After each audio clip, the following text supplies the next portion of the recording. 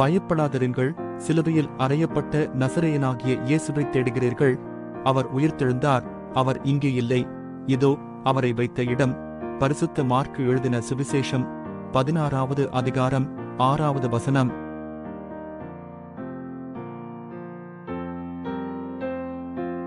பயப்படாதிருங்கள், சிலுவையில் அறையப்பட்ட நசரேயனாகிய இயேசுவை தேடுகிறீர்கள்.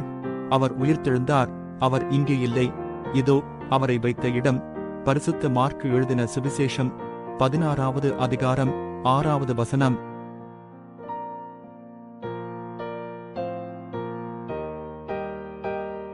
பயப்படாதிருங்கள், சிலுவையில் அறையப்பட்ட நசரேயனாகிய இயேசுவை தேடுகிறீர்கள்.